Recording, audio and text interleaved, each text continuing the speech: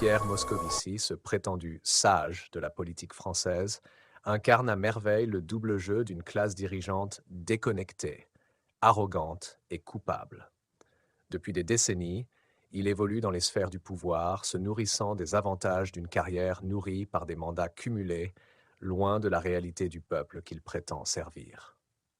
Si la France souffre aujourd'hui de la perte de son indépendance et de sa souveraineté, c'est en grande partie à des individus comme lui qu'elle le doit. Ancien ministre des Affaires européennes sous Chirac et Jospin, et plus récemment commissaire européen aux affaires économiques, Moscovici a été un fervent défenseur de l'Europe bureaucratique, une Europe où les intérêts financiers et les logiques de domination l'emportent sur les besoins réels des citoyens. Il a accepté d'être l'instrument de cette machine infernale, sacrifiant la liberté et le bien-être des Français sur l'autel de la mondialisation et du néolibéralisme. Sa carrière est un monument d'opportunisme. Chaque poste occupé semble davantage une récompense pour sa fidélité à une caste élitiste qu'une véritable consécration pour ses compétences. Aujourd'hui, ce philosophe de la politique s'efforce de donner des leçons de morale, de se poser en défenseur des valeurs républicaines, mais dans le fond, son passé est celui d'un homme prêt à tout pour conserver son pouvoir et ses privilèges. Son accession à la présidence de la Cour des comptes en 2020, après un parcours semé d'embûches, mais toujours couronné de succès personnels, symbolise parfaitement cette logique de cooptation des élites.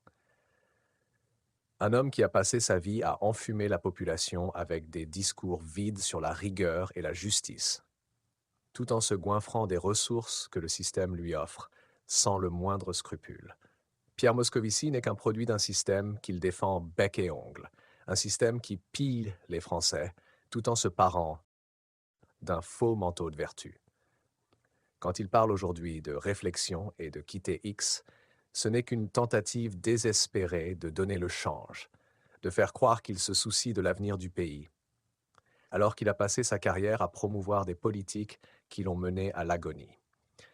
Sa pseudo-démission de ce réseau social est à l'image de sa carrière, une manœuvre opportuniste où l'illusion de résistance cache la réalité d'un homme dont les choix ont toujours été dictés par l'ambition personnelle et non par le bien-être collectif.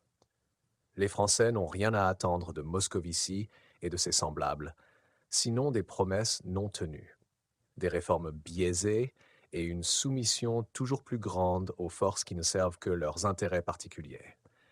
Il est grand temps que cet homme, avec ses casseroles et son manque de vision, cesse de nous infliger sa présence. Il n'est pas un sauveur, mais un traître déguisé en gestionnaire. Et c'est avec un profond dégoût que nous devons le voir disparaître, comme un ancien dirigeant d'un système qu'il a contribué à détruire.